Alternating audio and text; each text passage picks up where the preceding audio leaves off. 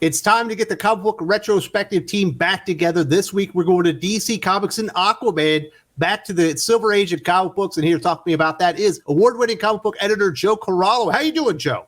I'm all right, Wes. How are you?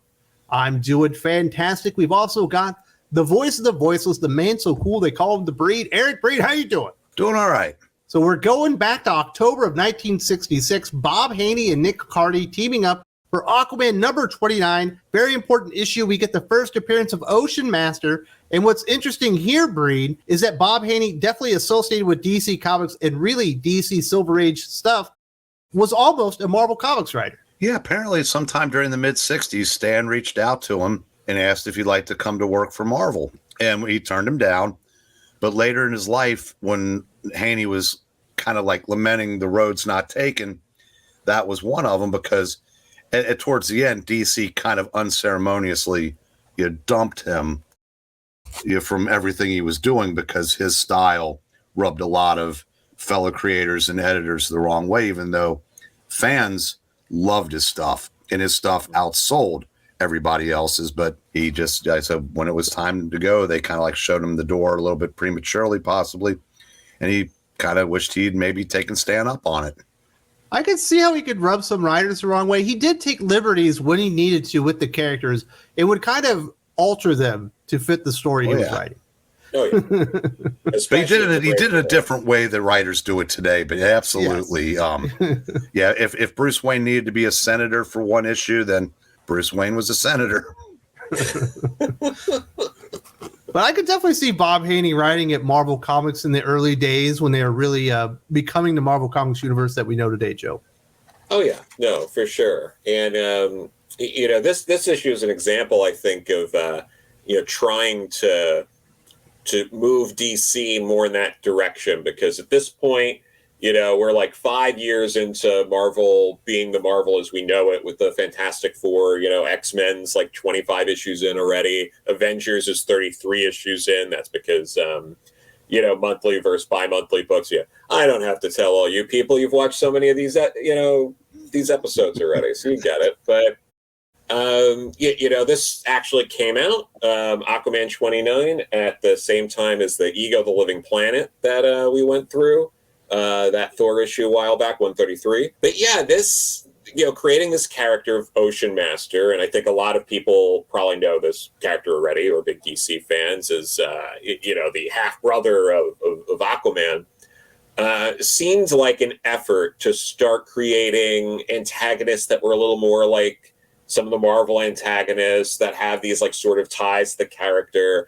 Before we got recording, we were talking about, Dr. Doom, how he was, the college like roommate and classmate of Reed Richards, and like creating these nemeses that have those kind of ties was something that definitely elevated the rogues galleries over at Marvel, and I think you're seeing that here. And this character has a fantastic design. Let's get into Aquaman number 29 from Bob Haney, Nick Cardy, who doesn't just pencil but also inks this comic book, and that needs to be acknowledged here. The art in this is amazing, specifically the character design of Ocean Master. When we start out, and Aquaman receives a code red from the Pentagon. He ends up getting picked up by a plane. He goes up to Washington to see what's going on and be appraised of the situation at hand, and we get our first introduction to Ocean Master, Joe.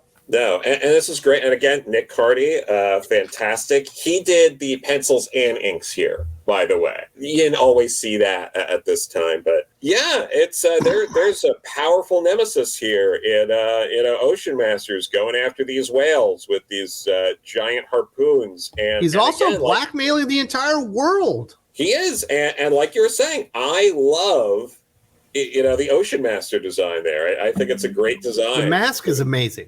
There's good detail on that, and it looks brilliant.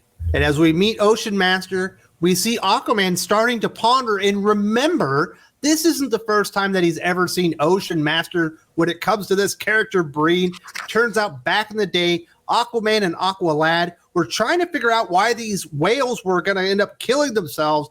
They go underwater. There's like a harpooning vessel. It turns out that not only is Ocean Master blackmailing the world, so he's a creep and a criminal, he's a poacher, he's a pirate, And he's a fucking Viking as well. He is the most devious villain in the history of DC Comics to this point. Yeah, he's a lover and a smoker and a midnight toker too. You left those out. Yeah, so that and all this flashback's taking place while he's meeting with the Pentagon, and then the Ocean Master shows what he can do by lifting a ship out of the ground and depositing it on top of an iceberg. And they decide to do something you don't really expect to see with Aquaman. They need to get him there fast. They don't just throw him in the water. They fly him over there. They throw parachutes on Aquaman and Aqualad. They kick him out of the plane to go diving into there. I thought it was a really exciting scene. The art in there is just fantastic. Now, obviously, the passengers of the boat have been evacuated, but they need to investigate, see what's going up with Ocean Master and how he actually did this. And as they're coming in there, the entire glacier just starts disintegrating and the boat like crashes in and everything. Something very bad is going on here with Ocean Master, Joe. Oh, yeah, no. And that comes crashing down. And you get a real angry Aquaman. He's just got that angry face. He's really trying to get that point across. And you get a lot of this whole issue. But, especially at this point, there's a lot of like Aqualad kind of being like, a lot of fish puns from Aqualad, what you get. Blazing barracudas, Sucker and sardines. You get a lot of that while he's also trying to like talk to, Aquaman, and Aquaman's not listening because he's just so upset. Like you really do get like this Aquaman who is definitely more intense in this issue. This isn't the same Aquaman who's taking it personal. Yeah, he's not like at the fish hospital with fish and gurneys with bandaged up fins. This is a different Aquaman we're getting. But yeah, and there is he's trying to figure out what the hell's going on with these whales, and he's trying to talk to them, but he's still not quite getting a clear answer because we're only 12, 13 pages in. And this is a 25-page story, so you can't go revealing everything now. Absolutely not. We do see that there's one whale that's in the vicinity, but otherwise there's no clues to what actually happened and how this catastrophe happened. Aquaman comes up with a plan. He gets a big manta, and he starts swimming it in circles to try and figure out and go in a wider and wider scope to finally find out where Ocean Master is breed. And then they finally figure out there's something wrong with this whale. We've got like this salt thing that ends up happening, and they figure out that the whale is in on it. I figured it was going to be a ship. It turns out he's just used implants on the whale. Ocean Master is more devious than could have been imagined. Yeah, not a red herring. It was actually a black whale. And dad jokes. What do you want off the cuff? And the Team Aquaman is captured. He goes, you put up a good fight, but you lost, so I'm going to put you in this little torpedo. Well, the thing that he does, Braid, is that he uses the Scooby-Doo moment where the villain tells them the exact plans that he has and how he's going to execute it. And because they know everything now, because he told them, they must die. And then he tells them how they're going to do it. And I remember I said, you're also, at the time still writing for a very young audience, so you kind of need to be led through these things. So we get privy to the information as they do, and now they're in this little torpedo that the Navy's been instructed to destroy on site, and it doesn't look good for our heroes. Imminent death is right around the corner. There's no getting away. Because it says part 3 continues on the next page. Some kids might have been too frightened to turn that page. I was, and I'm going to grow mad. But I had to do it for the channel. Otherwise, I probably would have sat this bad boy down. My tension was at an all-time high. He throws him in his own, basically poaching vehicle that he was using to kill whales. So the U.S. Navy, who Aquaman is working with hand in hand and is friends with, will end up murdering him and not even know what they're doing here, Joe. Very diabolical stuff. But Aquaman is a superhero. He's not a moron. He figures out if he shoots the harpoons using his feet into an island, the vehicle and the momentum will basically break it in half, and they will be able to escape before they get destroyed. Yeah, I still don't know why they'd have all that readily accessible to Aquaman when it feels like you should have disabled it. Probably should have, disabled it or something like that. Although, as I went through this again, I was thinking when they were showing what was it? Ocean Master shows the migration path of the whales. It made me think what would have been great is to have the whale trying to go through the Panama Canal, and then the whole thing is like, that can't be a real whale. Whales know that they can't go through the Panama Canal. Whales don't use canals. and stop them that way. That would have been great. So, Bob Haney, if you're listening, next time. You go back to that, but no, it's it's a clever little trick using the harpoons, then breaking out of the torpedo that should have never happened. But I'm surprised that Bob Haney didn't just do something where Aquaman calls on another whale or a bunch of dolphins to like push a bunch of barrels in the way to stop it. But hey, it works.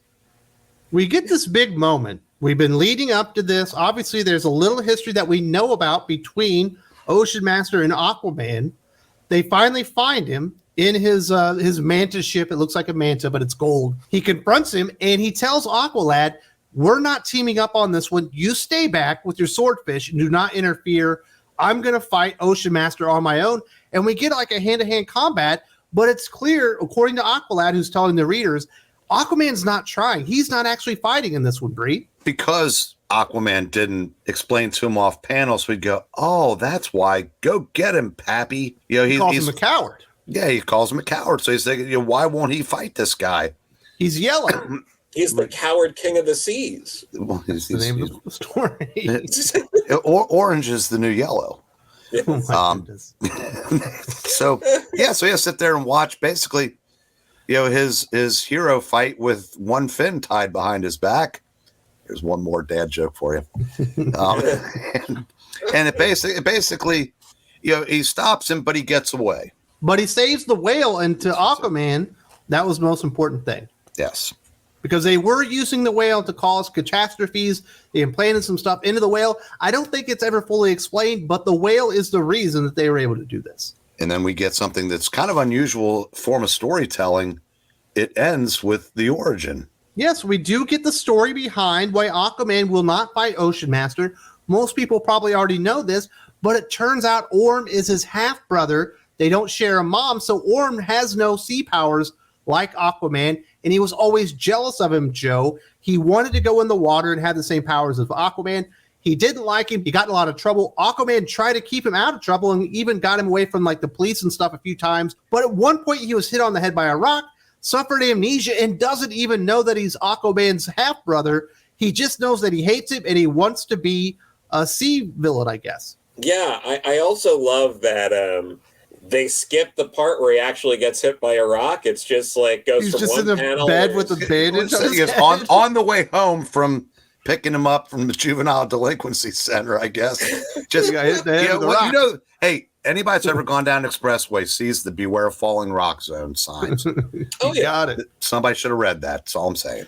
No, and but it's kind of great. And again, this is why I think it feels a little like they're trying to do something more that Marvel's doing, because they make it a point to end it, and they usually don't do this a lot in DC Comics. A lot of DC Comics, the villain goes off to jail. The conflict is over, the villain goes to jail, and then the story's over. Yeah, but this time it's it's Aquaman, Aqualad, like looking out Little to the exposition. sea. Yeah, and it's like, well, we lost him this time, but if he comes back again, we'll be ready for him. And that's a very it doesn't feel like a lot of the other books at the time, especially introducing new villains. So I think this stands out for that. And I think it's even a little different than some of what Bob Haney would do, because he's probably best known for a lot of the Brave and the Bold stuff. And for the most part, those when they beat the villain, that's not that the villain doesn't come back, but it tends to be a cleaner victory. Really wish they would bring that original Ocean Master mask back. That thing needs to be brought back. That was a piece of something special there, Breed. And it was sort of copied in Power Man years later when he fought a guy named Mr. Fish. Only his whole head was a fish, but the front of it had basically the same thing as the Ocean Master. So it caught on. Yeah, it's an iconic look.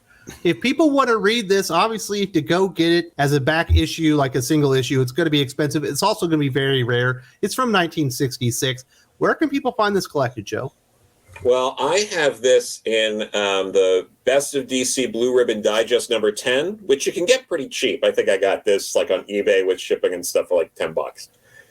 But I mean, you could go back issue diving for some of these digests. I believe it's also in, the DC, like the equivalent of the Essential line, the black and white books they put out. Yeah, right there, the Showcase. Is that volume 1? Volume 3. Volume 3. Okay. Oh, right, because they go back. First one had the Adventure Comics stuff. Yeah. Yeah.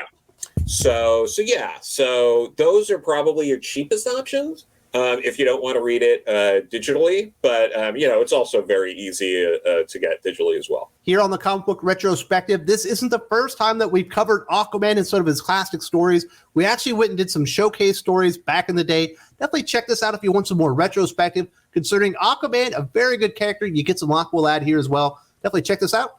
If you can't see it here, there's also a link in the video description.